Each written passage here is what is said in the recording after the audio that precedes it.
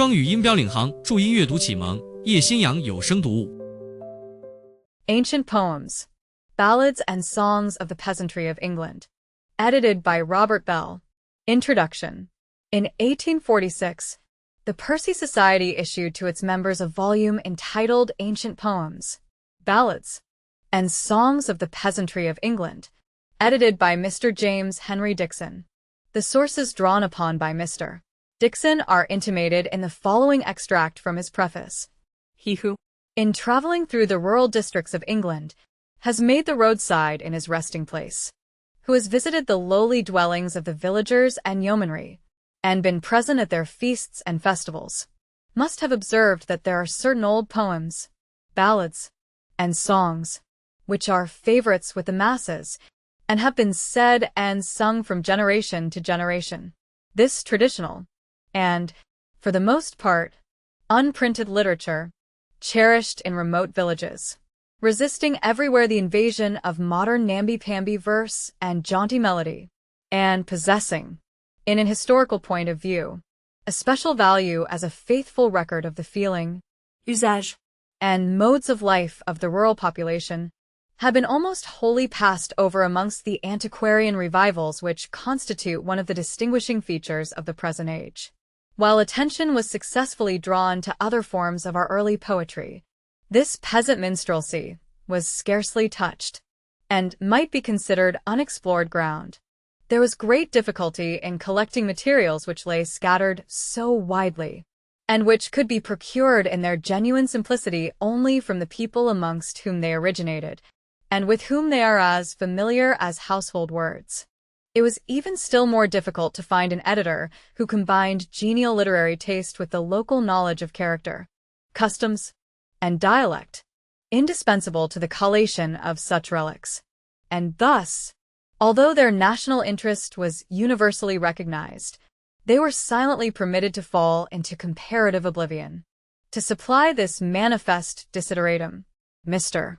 Dickson compiled his volume for the Percy Society, and its pages, embracing only a selection from the rich stores he had gathered, abundantly exemplified that gentleman's remarkable qualifications for the labor he had undertaken. After stating in his preface that contributions from various quarters had accumulated so largely on his hands as to compel him to omit many pieces he was desirous of preserving, he thus describes generally the contents of the work. In what we have retained will be found every variety, from grave to gay, from lively to severe, from the moral poem and the religious dialogue, the scrolls that teach us to live and to die, to the legendary, the historical, or the domestic ballad, from the strains that enliven the harvest home and festival, to the love ditties which the country lass warbles, or the comic song with which the rustic sets the village hostel in a roar. In our collection are several pieces exceedingly scarce, and hitherto to be met with only in broadsides and chapbooks of the utmost rarity, in addition to which we have given several others never before in print, and obtained by the editor and his friends, either from the oral recitation of the peasantry, or from manuscripts in the possession of private individuals. The novelty of the matter, and the copious resources disclosed by the editor, acquired for the volume a popularity extending far beyond the limited circle to which it was addressed. And although the edition was necessarily restricted to the members of the Percy Society, the book was quoted not only by English writers, but by some of the most distinguished archaeologists on the continent. It had always been my intention to form a collection of local songs, illustrative of popular festivals, customs, manners, and dialects, as the merit of having anticipated, and, in a great measure, accomplished this project belongs exclusively to Mr. Dickson. So to that gentleman I have now the pleasure of tendering my acknowledgments for the means of enriching the annotated edition of the English poets with a volume which, in some respects, is the most curious and interesting of the series. Subsequently to the publication of his collection by the Percy Society, Mr. Dickson had amassed additional materials of great value, and, conscious that the work admitted of considerable improvement, both in the way of omission and augmentation. He resolved upon the preparation of a new edition. His reasons for rejecting certain portions of the former volume are stated in the following extract from a communication with which he has obliged me, and which may be considered as his own introduction to the ensuing pages. The editor had passed his earliest years in a romantic mountain district in the north of England, where old customs and manners, and old songs and ballads still linger. Under the influence of these associations, he imbibed a passionate love for peasant rhymes, having little notion at that time that the simple minstrelsy which afforded him so much delight could yield hardly less pleasure to those who cultivated more artificial modes of poetry, and who knew little of the life of the peasantry. His collection was not issued without diffidence, but the result dissipated all apprehension as to the estimate in which these essentially popular productions are held. The reception of the book, indeed, far exceeded its merits, for he is bound in candor to say that it was neither so complete nor so judiciously selected as it might have been. Like almost all books issued by societies, it was got up in haste and hurried through the press. It contained some things which were out of place in such a work, but which were inserted upon solicitations that could not have been very easily refused, and even where the matter was unexceptionable, it sometimes happened that it was printed from comparatively modern broadsides, for want of time to consult earlier editions. In the interval which has since elapsed, all these defects and shortcomings have been remedied. Several pieces, which had no legitimate claims to the places they occupied, have been removed. Others have been collated with more ancient copies than the editor had had access to previously, and the whole work has been considerably enlarged. In its present form it is strictly what its title page implies, a collection of poems, ballads, and songs preserved by tradition, and in actual circulation, amongst the peasantry. Beck's, Canton de Vaud, Switzerland. The present volume differs in many important particulars from the former, of the deficiencies of which Mr. Dixon makes so frank an avowal. It has not only undergone a careful revision, but has received additions to an extent which renders it almost a new work. Many of these accessions are taken from extremely rare originals, and others are here printed for the first time, including amongst the latter the ballad of Earl Brand, a traditional lyric of great antiquity, long familiar to the dales of the north of England, and the death of Queen Jane, a relic of more than ordinary interest. Nearly 40 songs, noted down from recitation, or gathered from sources not generally accessible, have been added to the former collection, illustrative, for the most part, of historical events, country pastimes, and local customs. Not the least suggestive feature in this department are the political songs it contains, which have long outlived the occasions that gave them birth, and which still retain their popularity, although their allusions are no longer understood. Amongst this class of songs may be specially indicated Jack and Tom, Joan's Ale Was New, George Riddler's Oven, and the Carrion Crow, the songs of a strictly rural character, having reference to the occupations and intercourse of the people, possess an interest which cannot be adequately measured by their poetical pretensions. The very defects of art with which they are chargeable constitute their highest claim to consideration as authentic specimens of country lore. The songs in praise of the dairy, or the plough, or in celebration of the harvest home, or the churn supper, or descriptive of the pleasures of the milkmaid, or the courtship in the farmhouse, or those that give us glimpses of the ways of life of the wagoner, the poacher, the horse-dealer, and the boon companion of the roadside hostelry, are no less curious for their idiomatic and primitive forms of expression than for their pictures of rustic modes and manners. Of special interest, too, are the songs which relate to festival and customs, such as the sword dancer's song and interlude, the swearing Ian's song, or rhyme, at Highgate, the Cornish midsummer bonfire song, and the Fairlop fair song. In the arrangement of so multifarious an anthology, gathered from nearly all parts of the kingdom, the observance of chronological order, for obvious reasons, has not been attempted, but pieces which possess any kind of affinity to each other have been kept together as nearly as other considerations would permit. The value of this volume consists in the genuineness of its contents and the healthiness of its tone. While fashionable life was masquerading in imaginary Arcadias and deluging theaters and concert rooms with shams, the English peasant remained true to the realities of his own experience and produced and sang songs which faithfully reflected the actual life around him. Whatever these songs describe is true to that life. There are no fictitious raptures in them.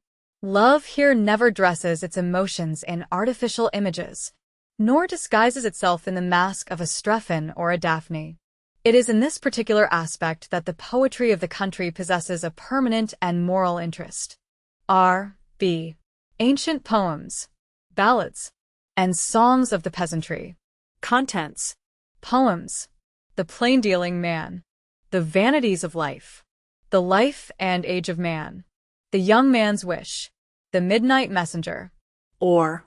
A sudden call from an earthly glory to the cold grave. A dialogue betwixt an exciseman and death. The messenger of mortality.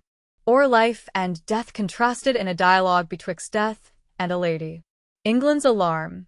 Or the pious Christian's speedy call to repentance, smoking spiritualized. The Masonic hymn. God speed the plough. And bless the corn mow.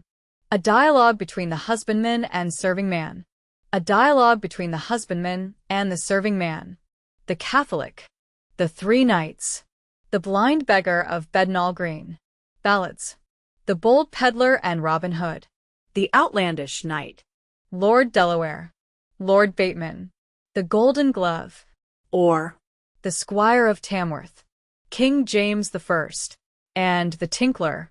The Keach I the Creole. The Merry Broomfield. Or. The West Country Wager. Sir John Barleycorn. Blow the winds. I-ho. The Beautiful Lady of Kent. Or. The Seaman of Dover. The Berkshire Lady's Garland. The Nobleman's Generous Kindness. The Drunkard's Legacy. The Beau's Tragedy. The Crafty Lover. Or. The Lawyer Outwitted. The Death of Queen Jane. The Wandering Young Gentlewoman. Or. Catskin. The Brave Earl Brand and the King of England's Daughter. The Jovial Hunter of Bromsgrove. Or. The Old Man and His Three Sons. Lady Alice. The Felon So of Rokeby and the Freers of Richmond. Arthur O'Bradley's Wedding. The Painful Plough. The Useful Plough. Or. The Plough's Praise. The Farmer's Son. The Farmer's Boy. Richard of Taunton Dean. Or. Dumbledumdeary. Wooing Song of a Yeoman of Kenson. The Clown's Courtship. Harry's Courtship. Harvest Home Song. Harvest Home. The Mow. The Barley Mow Song. The Barley Mow Song. Suffolk version. The Craven Churnsupper Song. The Rural Dance About the Maypole. The Hitchin Mayday Song. The Helstone Furry Day Song. Cornish Midsummer Bonfire Song. Suffolk Harvest Home Song. The Haymaker's Song. The Sword Dancer's Song. The Sword Dancer's Song and Interlude. The Masker's Song. Gloucestershire Wassailer's Song. The Mummer's Song. Or. The Poor Old Horse. Fragment of the Hagmena Song. The Greenside Wake Song. The Swearing-in Song or Rhyme. Fairlop Fair Song. As Tom was a-walking. The Miller and His Sons. Jack and Tom. Joan's Ale was new. George Riddler's Oven. The Carrion Crow. The Leathern Bottle. The Farmer's Old Wife. Old Witchet and His Wife. The Jolly Wagoner. The Yorkshire Horse Dealer. The King and the Countryman. Joan O. Greenfield's Ramble. Thornhackmore Woods. The Lincolnshire Poacher. Somersetshire Hunting Song. The Trotting Horse. The Seeds of Love. The Garden Gate. The New Mown Hay. The Praise of a Dairy. The Milkmaid's Life. The Milking Pail. The Summer's Morning. Old Adam. Tobacco. The Spanish Ladies. Harry the Tailor. Sir Arthur and Charming Molly. There was an old man came over the Lea. Why should we quarrel for riches? The Merry Fellows. Or. He that will not marry. Marry be. The Old Man's Song. Robin Hood's hill. Begone dull care. Full merrily sings the cuckoo. Jockey to the fair. Long Preston peg. The sweet nightingale. Or. Down in those valleys below. The old man and his 3 sons. A-begging we will go. Poem. The Plain-Dealing Man. The oldest copy of The Plain-Dealing Man with which we have been able to meet is in black letter. Printed by T. Vere at the sign of the Angel without Newgate. Vere was living in 1609. A crotchet comes into my mind concerning a proverb of old. Plain dealing's a jewel most rare, and more precious than silver or gold. And therefore with patience give ear, and listen to what here is penned. These verses were written on purpose the honest man's cause to defend. For this I will make it appear, and prove by experience I can, 'tis the excellence thing in the world to be a plain-dealing man. Yet some are so impudent grown, they'll domineer, vapor, and swagger, and say that the plain-dealing man was born to die a beggar. But men that are honestly given do such evil actions detest, and everyone that is well-minded will say that plain dealing is best. For this I will make it appear, and prove by experience I can, 'tis the excellence thing in the world to be a plain-dealing man.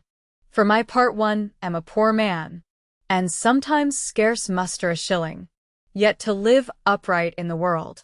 Heaven knows I am wondrous willing, although that my clothes be threadbare, and my calling be simple and poor, yet will I endeavor myself to keep off the wolf from the door. For this I will make it appear, and prove by experience I can, 'tis the excellence thing in the world to be a plain-dealing man.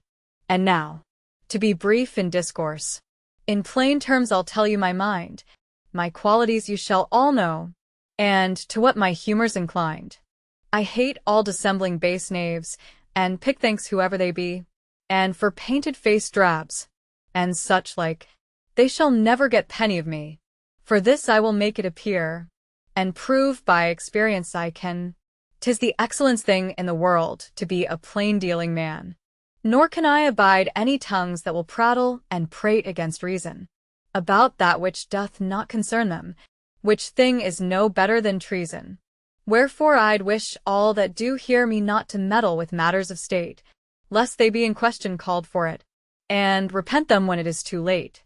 For this I will make it appear, and prove by experience I can, 'tis the excellence thing in the world to be a plain-dealing man. Oh, fie upon spiteful neighbors, whose malicious humours are bent, and do practice and strive every day to wrong the poor innocent. By means of such persons as they, there hath many a good mother's son been utterly brought to decay, their wives and their children undone. For this I will make it appear, and prove by experience I can, 'tis the excellence thing in the world to be a plain-dealing man. Oh, fie upon forsworn knaves, that do no conscience make to swear and forswear themselves at every third word they do speak, so they may get profit and gain. They care not what lies they do tell. Such cursed dissemblers as they are worse than the devils of hell. For this I will make it appear, and prove by experience I can, 'tis the excellence thing in the world to be a plain-dealing man. Oh, fie upon greedy bribe-takers, 'tis pity they ever drew breath, for they, like to base caterpillars, devour up the fruits of the earth. They're apt to take money with both hands, on one side, and also the other, and care not what men they undo, though it be their own father or brother. Therefore I will make it appear, and show very good reasons I can, 'tis the excellence thing in the world to be a plain-dealing man. Oh, fie upon cheaters and thieves, that liveth by fraud and deceit. The gallows do for such blades groan, and the hangman do for their clothes' weight. Though poverty be a disgrace, and want is a pitiful grief, 'tis better to go like a beggar than to ride in a cart like a thief. For this I will make it appear, and prove by experience I can, 'tis the excellence thing in the world to be a plain-dealing man. And now let all honest men judge, if such men as I have here named for their wicked and impudent dealings, deserveth not much to be blamed.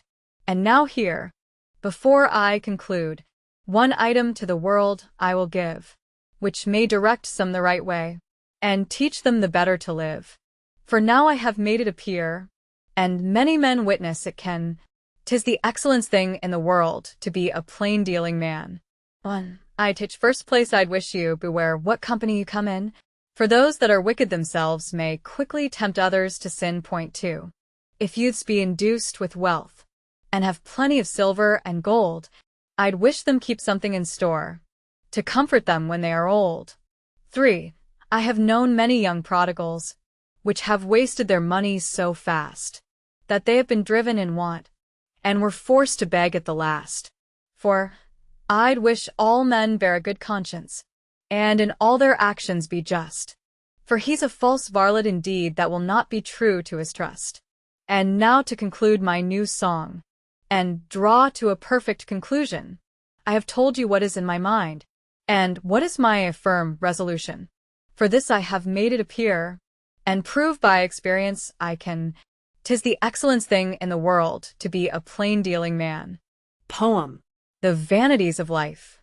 The following verses were copied by John Clare, the Northamptonshire peasant, from a MS on the fly-leaves of an old book in the possession of a poor man, entitled The World's Best Wealth, a collection of choice counsels in verse and prose, printed for A. Bettesworth, at the Red Lion in Paternostero, 1720. They were written in a crabbed, quaint hand, and difficult to decipher. Clare remitted the poem, along with the original MS, to Montgomery, the author of The World Before the Flood, And C. by whom it was published in the Sheffield Iris. Montgomery's criticism is as follows. Long as the poem appears to the eye, it will abundantly repay the trouble of perusal, being full of condensed and admirable thought, as well as diversified with exuberant imagery, and embellished with peculiar felicity of language. The moral points in the closing couplets of the stanzas are often powerfully enforced. Most readers will agree in the justice of these remarks. The poem was, probably, as Clare supposes, written about the commencement of the 18th century, and the unknown author appears to have been deeply imbued with the spirit of the popular devotional writers of the preceding century,